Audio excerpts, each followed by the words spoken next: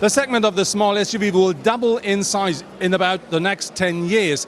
And the most important markets here are Europe, Asia and South America. And this is more than enough reason for Volkswagen to present something new in that segment. And with this, welcome to the world premiere of the new Volkswagen T-Cross.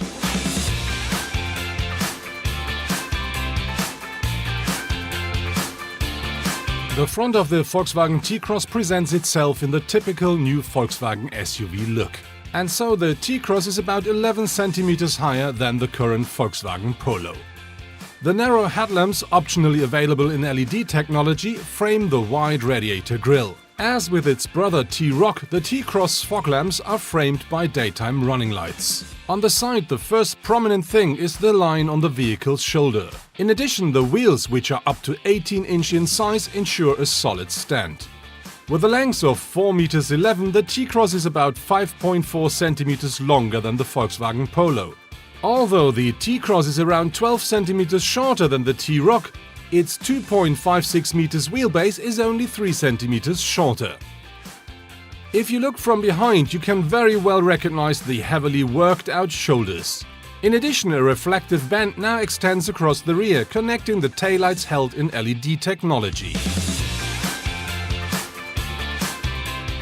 Welcome to the interior of the new Volkswagen T-Cross, and as you can see, because of the big wheelbase, I really do have more than sufficient space, even though I'm a tall person. And behind me there is still enough space, let's say, for a smaller one, but if at the front seats there are standard persons, I think more than 4 people would sit here very comfortably.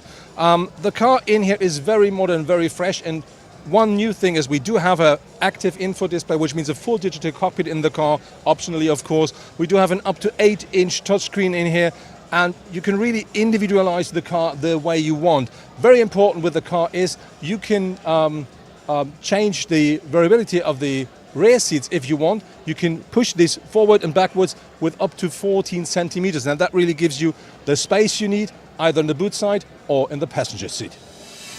Even though the T-Cross has claddings at the wheel arches and features a fake skid plate front and rear, it is still not an off-roader. Because unlike the T-Roc, the small crossover is only available with front-wheel drive.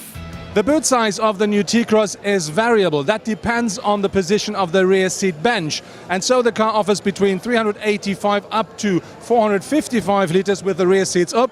And if you fold down the rear seats, that car then offers up to 1,281 liters of maximum boot capacity.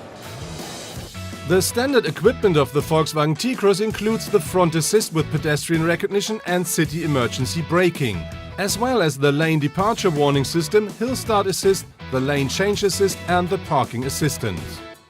Optionally, the automatic distance control ACC, the park steering assistant and the high beam assistance are available for more comfort. So next to me now, Hans-Joachim Stuck, former race driver, let's say that way. Stucky, I have a question. We do see that new Volkswagen T-Cross here, and I have a bit of a problem saying, okay, this is the T-Cross, this is the T-Roc, this is the Polo. What do you think about that car and the positioning of the car? This is the point. They found another hole to place a car like this, you know. Normally SUV stands for big and wide and long, and this one is really compact, you know, short overhangs. It's a cool car, you know, and I can't wait to drive it, of course. And especially I think this is the beginning of a new era for Volkswagen, because as we heard, so many SUVs are going to be sold in the future, and this compact one really hits the middle. So you just mentioned you didn't drive it. What do you expect from the car? You know, I can't wait to drive it. I think with this sort of pretty long wheelbase compared to the overall length of the car, it should have a great driving ability and good fun to drive.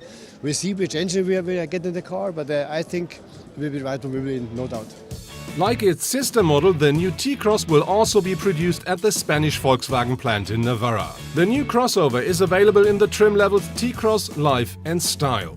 On top there are other design packages and R-Line packages available for Life and Style. The basic version of the T-Cross with a 95 horsepower 3-cylinder petrol engine costs from 17,975 euros onwards in Germany. This makes it about 2,500 euros cheaper than a Volkswagen T-Roc with an equal powertrain. That's from the world premiere of the new Volkswagen T-Cross here from Amsterdam. I'm quite sure that that car will find its buyers quite quick and easy because that is a modern, fresh, small SUV, and that market is really increasing absolutely unproportionally.